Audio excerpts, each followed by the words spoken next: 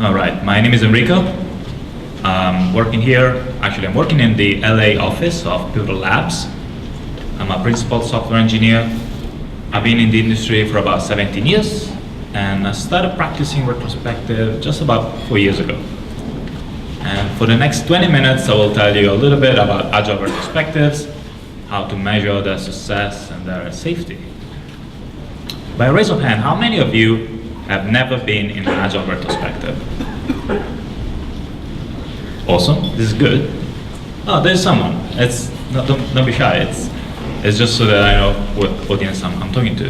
How many of you have facilitated a retrospective? Can you raise your hand? Cool, awesome. So during this presentation, we'll go through a few things. About myself, I'm Italian. I was born there.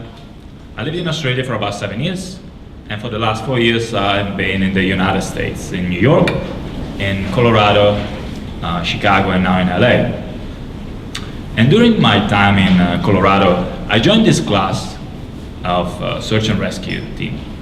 I never made it through, so I never done any of that fancy stuff.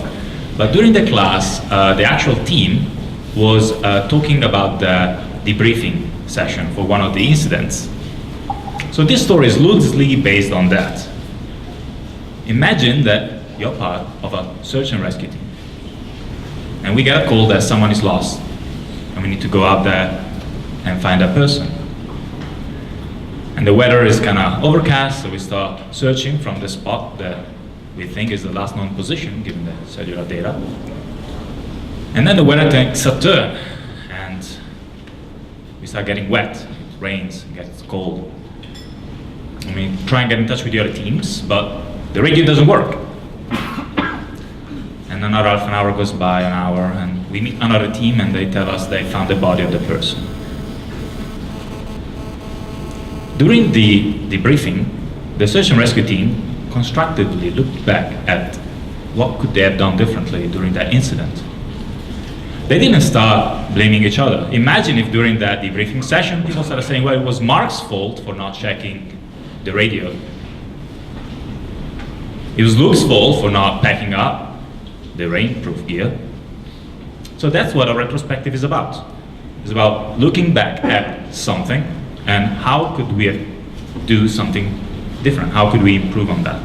Usually there is a retrospective facilitator. The koala in the picture. Someone that ideally doesn't have an agenda, but is there to help the group figure out things.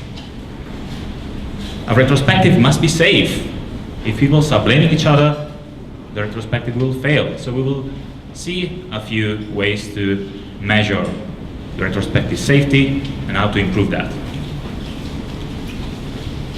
By a raise of hand, how many of you measure retrospective safety? Okay, cool. So maybe there's going to be some tips. And even when the retrospective is safe, it's still critical to measure its final success. Otherwise, retrospective becomes just another meeting where people become disengaged and check their phone. They don't want to go anymore. How many of you have been in a retrospective that felt that it was purposeless, kind of useless? Cool, this is good. Well, it's not good, but in a way it's good because maybe I'll give you some tips and advice on how to check that. This is a definition that comes from the Agile Manifesto. And it says that at regular intervals, we want to think back. And once someone said, well, why don't we just act on something? There is value in waiting, pausing, and reflect. But it's also important to do it at regular intervals. This is like going to the dentist to do a regular checkup. How many of you, by raise of hand, go to the dentist every year to do a regular checkup? It's kind of good. For the ones that don't, you might end up like me, with a root canal and a lot of pain. You don't want your team to go through a root canal. You want to run your retrospectives at regular intervals, every week. That's what we do at Pivotal. Retrospective is one of the 2 meetings that we force our client to go to. Iteration planning and retrospective, to look back. And reflect. We want to reflect instead of just playing what I call a whack-a-mole game, where we come up with ideas, things that we want to change, I call them moles. And this is good. It's good to have a meeting where people feel like they can talk about things. But sometimes there is a lot of things. And then we take an approach where, oh, we're going to fix this mole by putting down this action item. And this action item for this mole, and this mole. And this takes a trend where we try and fix each item individually, and we lose the opportunity to find the overall root cause of all those, or at least look for them. So an alternative will be to look for patterns. Sometimes those patterns are not there, but maybe they are, and it's critical to follow the spirit of the retrospective, to look for those patterns, find commonalities in some of those items. We will touch on some of those activities during the presentation. We want to reflect rather than blaming. I once worked at an Italian company, and the manager asked us, "Fuori I nomi," "Fuori I nomi," which translates to "give us the names." Whose fault is it? Someone has to be blamed. That's not what retrospective is about. Those are interesting links. I've shared this presentation online on my Twitter account. It's about the US surgeons. They don't have a process like the search and rescue team does, or the military does, where they look back in debriefings for fear of being sued. And it's an interesting problem that they're having. It's an unsafe environment, so they don't feel like speaking out about things that could have done differently. We will look how to make a retrospective safe. And if you work in a large organization that is unsafe and dysfunctional, the tips that I'm gonna give you are not maybe gonna change the whole organization, but you might be able to create a little bubble, a safer environment, and maybe that bubble will affect other parts of the organization. How many of you know Kurt's directive? So Kurt's directive is by the creator of the retrospectives that we know. It's in that book, the Project Retrospectives, and it states that regardless of what we learned today, we truly believe that everyone did the best job they could, given what they knew at the time, their skills and abilities, the situation at hand, and the resources available. This is such a strong statement. I love to read this to the team before I start retro. Regardless of what we discovered today, because of course today we learned something new. But we believe that everyone did the best job they could. And this doesn't mean that you're not accountable for a gross mistake, but retrospective is not the time for blaming. What did they know at the time? Maybe Paul didn't know JavaScript, or maybe he didn't know what he had to fix. And that's why the code is in that state. There are skills and abilities. Maybe he's never deployed with Amazon before. That's why all those security groups are so messed up. The resources are available. Maybe he was told, oh, you gotta do this in half an hour. So retrospective is a time for the team to understand the full picture, to get a full picture of what's happening, and not just blaming.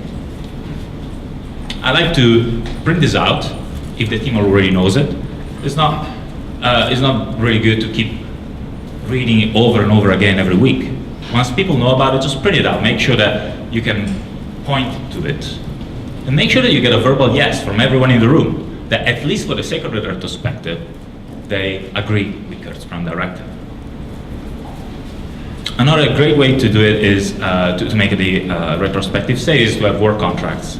Focus on is an activity that makes sure everyone will have dialogue instead of debate, conversation instead of arguments. It's documented in the book by Derby and Lawson. So let's assume our retrospective is safe. How can we measure its success? I used Derby and Lawson's format for my retrospectives, the 5 points. How many of you, by a raise of hand, use this format during retros? One, only one. Okay. During this format, the idea is you usually break up the retro in an hour, and you time box each activity. Setting the stage means making sure everyone understands what the purpose of the retro is. And then you got data, you got information of the last iteration, or the incident that you're looking at. Generating insights is a good moment where you don't just whack the moles, but you look for patterns. And once you do that, you want to decide what to do, come up with a measurable experiment. And then you close out, you finish the retrospective. Those are the 3 moments that I like to measure.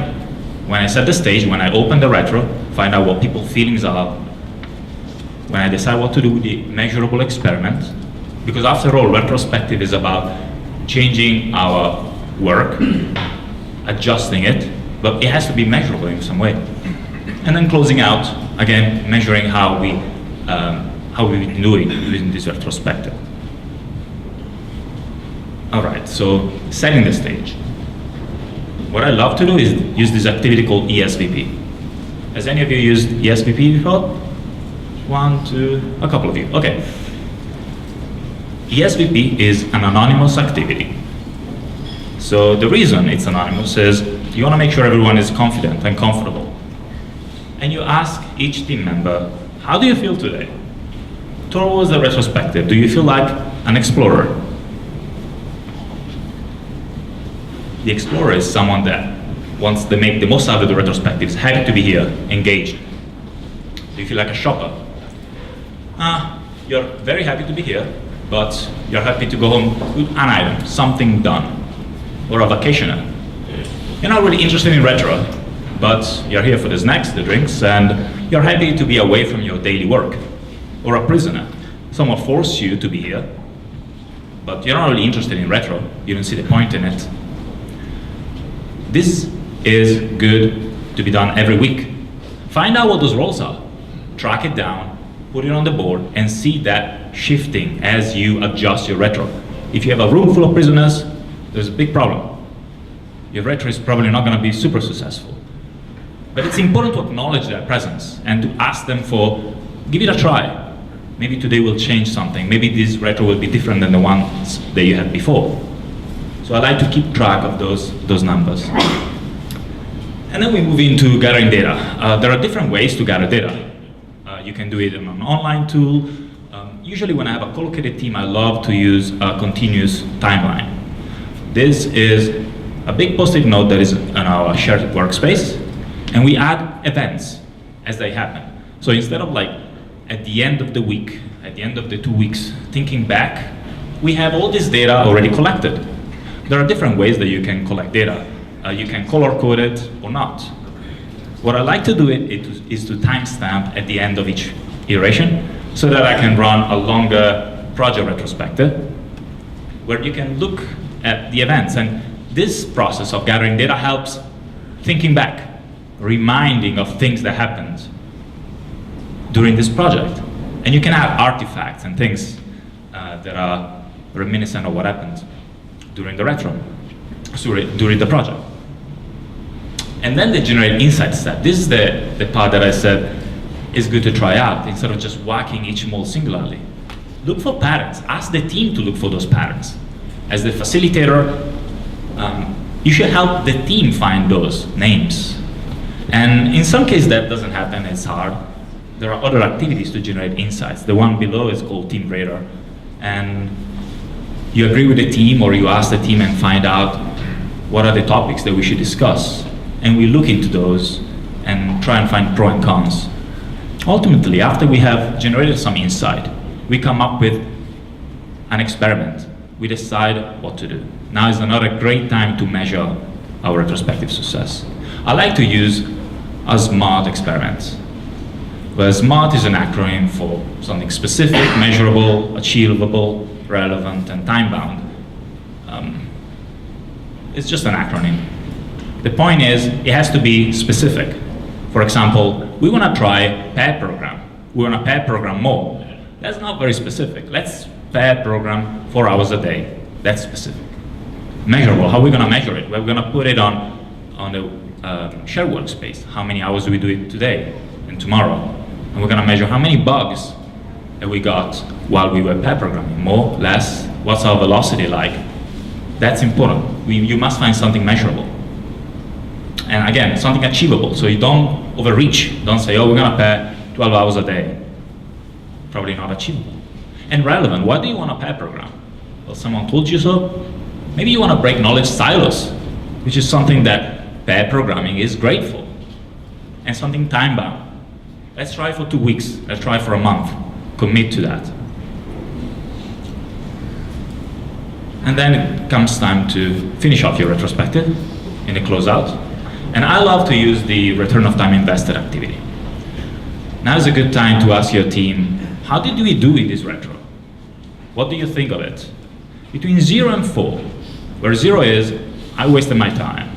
I should have been sitting at my desk. It would have been more productive over that. Where 1 is, well, this was not very productive. Where 2 means this is as productive as if I was sitting at my desk doing actual work. Where 3 is, this is more productive than being at my desk. And 4 is, this is awesome. I'm glad I was here. I would have missed out some major piece of information if I missed this meeting. Ask them to put the dots near the number and ask them one idea to improve the retro by 1 point. Their idea is just an idea. It's time to close the retro. It's not time to start larger arguments, but you can use those ideas to adjust your retro, improve the next one. Most of all, make sure that you adjust your retrospective. Don't stay static. There are an infinite number of universes in the multiverse. In some of them, our retrospectives are very static. We never change them. People get bored. But in this universe, hopefully, in this version of it, you've learned something new. Maybe one activity that you will bring back to your team. Don't change the whole retrospective. Changing too much might be not a good idea. Maybe add a little piece. Read Kurt's Scrum Directive. Make sure everyone acknowledges that. Come up with work contracts. Start measuring at the beginning of retrospective, the ESVP. At the end, with a closeout. Measure your experiments. Most of all, measure your retrospective, keep changing it, and I'm sure your next retrospective will be successful and more measurable. Thank you for listening. I'll be sticking around for questions.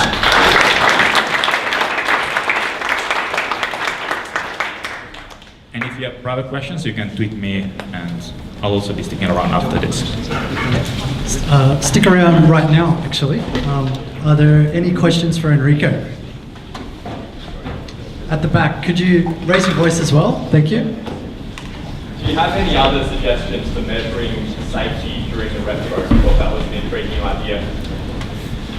I think the ESVP is probably one of the biggest ones. I've had like retros where there's a lot of prisoners. I think that is a big one. Kurt's Scrum Directive is another one. Sometimes people just don't want to acknowledge that. If that's the case, I would go on a one-by-one kind of conversation with the team and find out what's going on. Does that answer? So when you say the finding positive, do you ask every person, do you agree, do you agree, do you agree? Yes. So if this was our retro, I would go, can you give me a verbal yes? Yes. And you go in. It's important that people say yes. If they just say whatever, it's not cool. Maybe like make sure that you dig into again, like I did, like regardless of what we learned today, we truly believe that everyone did the best job they could, given what they knew at the time. Make sure that you break it out. Just don't read it and say, we agree to this, because people might feel alienated. I was actually speaking with someone, and they were saying, does this mean that people are not accountable for what they do? The Scrum Directive doesn't mean there's no accountability. It means that retrospective is a time to reflect. Any other question? How long do your retrospective take? So usually when I use this format, is an hour and a half. If you go to my website, I have that blog post breaks out each activity. It really depends on how long it is. So if it's a project retrospective, it might go for like maybe 2 hours. But the regular one, the one we have every week, is 1 hour.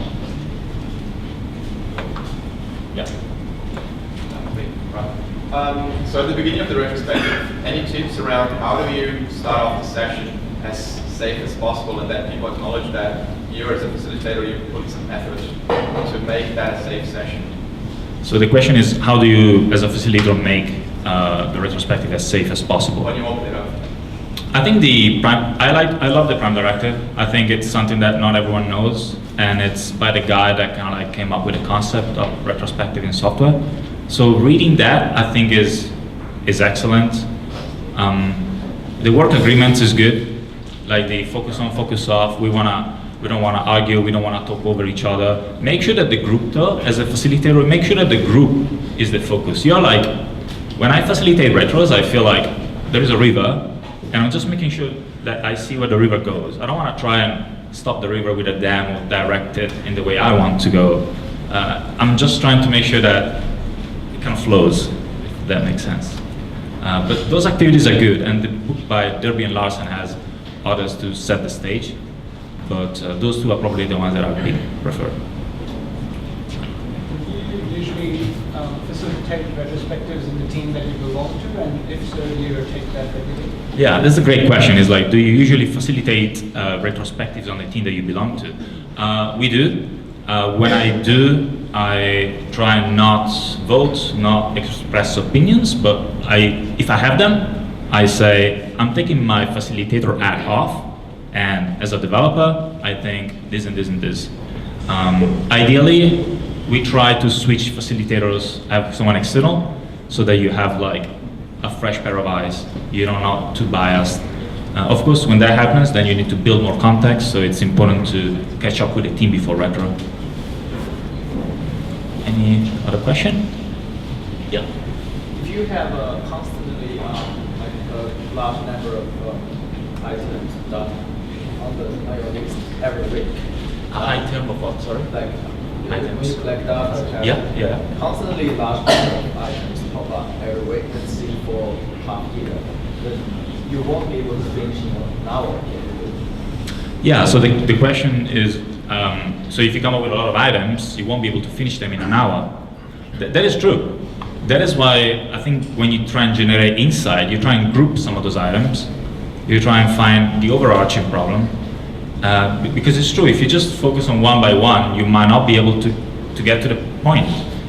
It's important when you group things and you look for the overarching problem that you let the team know. If they're used to go whack-a-mole style and they want to dedicate time to one item, they might lose that. If they want to talk about X, where X is, oh, I want to have snacks with Italian Nutella, not Australian Nutella, and they want to talk about that, maybe they're going to lose that possibility. But there's going to be like a conversation about the wider topic of something else. So in my opinion, when you have too many of those action items, it's detrimental to the retro. And you have this feeling of not getting things done. So I try and avoid that. It's that. Another is the type of the retro. Do you think it was multiple types of retro? Like, for example, you have dev retro, you have ops retro, you have whatever retro. Yeah, so the question is it worth having like different type of retros for DevOps, for developer managers? Sometimes it is. The ideal scenario, like here at Pivotal, we're lucky enough to create a safe environment. I think our salespeople bring in clients that understand what we do. We as a balanced team make sure that everyone feel comfortable. So we usually do it with the whole team. Developers, designers, product owners, stakeholders.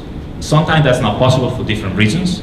And sometimes that's what's causing the prisons. There's conflict. And so it might make sense to start from, let's have like a product retrospective, developer retrospective, and then as a facilitator you can bridge and have the whole group talking to each other. So you mean sometimes, not constantly? We constantly do it as a group. Yeah. But in an unsafe environment, it might make sense to go through that stepping stone. Sometimes when it's needed, you just do it when it's needed, or Yeah, if you have a situation where there is conflict, it might make sense to start from that, yes. Any other question? Yeah. Hi. We get a lot of pushback in terms of inviting business people to retros because there's not a view that there's value in it, and the 1 hour is, an hour that could be processing or doing something else. Do you have any hints and tips on how to bridge that divide? Yeah, so the question is suggestion on how to bring in business owners on a development team simple retrospective? Yes. Yeah. Yes. It's tough. Sometimes there's like friction. There's like what I would suggest is maybe to focus on one item instead of having like let's look at all the little moles. let's focus this retrospective on how can the developer team collaborate with product better, and that will be the topic. And maybe that way, by focusing, channeling on that one issue, it'll be easier to have everyone in the same room. Because I agree, when it becomes like a back and forth with a lot of moles, it feels like not much gets done at the end. Does that? Yeah, no, that's great. Thanks. You're welcome. Any other question? Yeah. Hi, Enrico.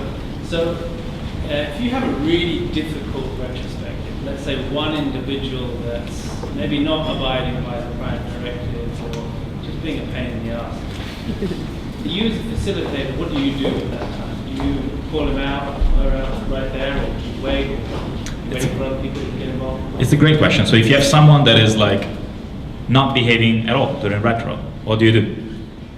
What I would do is call out that behavior, and if it persists, pause the retro and take that person one-on-one and try and find out if there's like a root cause for that behavior. And if it persists, call off the retro. That's what I would do. You're welcome. Sorry, just to add up to that, what happens if you have a really, like the whole team is frustrated that you have to go into a retro? So it's not only one, it's the whole team. It's like, Yeah. Yeah. Everybody. This is the team, everybody like, oh, this sprint was like another time. Yeah. How do you Yeah, the question is, what do you do if the whole team feel like a prisoner, that they don't want to be in retrospective? It's tough. So you should make sure that they understand that maybe you're going to change something in this retro. You're going to try something else. Give it another chance. If it happens, ask them, what did we try that didn't go well? What do you guys think we should try next for this retrospective forum? Come up with ideas. Maybe we should focus on this incident if that's what makes us frustrated as a team. But give them, it's gonna be new. Give them this idea of like, this is not gonna be like the last retro. This is the whole concept that I like of retrospective. They change. They're not static. They're not the same thing every week. We change them based on our needs. And by changing, if everyone has this like open mindset, they should give it another try. That will be my suggestion. Is that? Yeah. Help? Yeah. You're welcome. Yeah. At the beginning and at the end of the retro, you have measurements that they're qualitative rather than quantitative. So is that on purpose to actually engage with the personality of the individuals maintaining that are in the retro, or is it? Yeah. Or can you use other measurements? Yeah, good question. So the question was like measurements, quantitative rather than qualitative rather than quantitative. And the way that the objective for me to retrospective is to, as a team, adjust what we do and become more effective. If, as a team, we feel like we're more effective, are we more effective or not? That's a good question. I think the experiment that we measure is the one that should be quantitative. So what are we doing with those experiments? So the experiment shouldn't just be, oh, do we feel better? Have we reduced the number of incidents in production? Have we reduced the deployment times? Have we increased the number of pair programming hours? That definitely should be so more. That's the smart, you're doing quality. Yeah, that one should be that, yes. Yeah. Thank you. Cool, welcome. Any other questions? Yep. Yep. Do you have any tips on how to collect anonymous data with ESVP? Yeah, tips on anonymous data. On the SVP, I use a post-it note. So I give a post-it note to each team member, and I ask them to write an E, an S, a V, or a P. I also print out what Explorer means, because sometimes people forget, and that's usually a good way that works out well. And then we throw away the post-it notes. I never had someone wondering if anyone would check the handwriting, but just do it. Just throw it away in case people think that's a possibility. Yeah. Okay, so I've done a few retrospectives, but all my team was present. So right now I'm the product owner. I have two teams. One is in Armenia and the other one is in Canada. So do you use any tool or methodology for those remote retrospectives? Yeah, great question. So what do you do for remote teams? So all the activities that I described work mostly when everyone is in the same room. That's the ideal scenario. Obviously, if your team is geographically spread out, that's not possible. What we do is we use an online tool, one that people built called Postfactor. There are other tools called, another one called Retrospectives that allows you to collect items and group them together. Those tools are good. What I think is paramount is to look at each other. I've been on retrospectives that were not collocated, where you were just on a phone line, and it just feels like a status meeting. So my recommendation there will be to put on iPads, webcams, look at each other in the face. And yeah, some of the activity that you drag and drop things might not be possible. You might need to reduce and adjust them. But look up online. I'll post that on the meetup group, the links to those. You're welcome. But it's definitely going to be challenging. And if at all possible, of course Armenia and Canada might be difficult, but if at all possible, having a join at some point, retrospective, that'll be wonderful. You're welcome. For those people who don't think retrospective works, it's not from the business side. These are the people who develop that refuse to come to the retrospective. Yeah, so what do you do for developers that don't think retrospective is valuable on the development side? I would ask them why they feel that way. Try and understand what happened. Probably at some point someone got burned in one of those retros. When I first learned about retrospectives, I didn't want to be in one. I felt this is going to be a blame session. I'm going to be blamed about things. So make sure that maybe you clarify what it is about. Make sure that it's a safe environment, and make sure that the purpose of improving what we do as a group, as a team, is the focus of the retro. That might help. Yeah. Have you seen the people level retro format? It's 3 columns with group those things. Have you seen that before? Sorry, can you ask? The people level retro format. It's just in the end, you put 3 columns. Yeah. It's like something you like, something you want, something Yes. bad. Have you seen that? Yes. What's your comment on that? So Matt at Glad is an activity to gather data. When we gather data, there's also another step, which is +1 things. We try and find and improve things. The fallback of that is you need also to look for patterns. I think that is a great way, and again, what people manage to do in the 3 years I've been working at it is to make a safe environment, so people are able to bring out those molds, talk about those topics, when maybe before they didn't feel like doing it at all. And I like it, and mostly we run those type of retrospectives, and we use the 5 steps for a monthly retrospective. So I think it's a good balance, and it's a good first step to jump into retrospectives. Any other question? Yeah. How do you tackle resistance to, say, addressing the molds? So people say, don't refuse to group things together, want to look at each mold. Sorry, can you ask again? How do you address the situation, say, in a retrospective where the team itself doesn't like the idea of gathering it, collating it, collecting the data? Yeah, so how do you tackle when the team doesn't want to group together things and just want to tackle one item at a time? That might be okay. Just say, let's try it out. Let's spend not 20 seconds, but maybe 5 minutes, 10 minutes looking for patterns. Maybe there isn't one. Tell them that we're looking for the bigger picture, for the root cause of some of those. Sometimes there isn't one, or sometimes it's harder to find one. But give it a try. It's important that those molds keep coming out, that topics are discussed. That is a blessing, that people talk and feel confident about bringing those out. But there is a higher objective that that is within reach. But if the team doesn't want to do it at all, just do it slowly and see how that works. All right, I think we're gonna wrap up. I think there was one other. You got a final question? Do you have any thoughts on collecting longitudinal data about the sprint? So you could ask people an anonymous survey on a scale of 1 to 10 how well you think the sprint went, and look at that over time.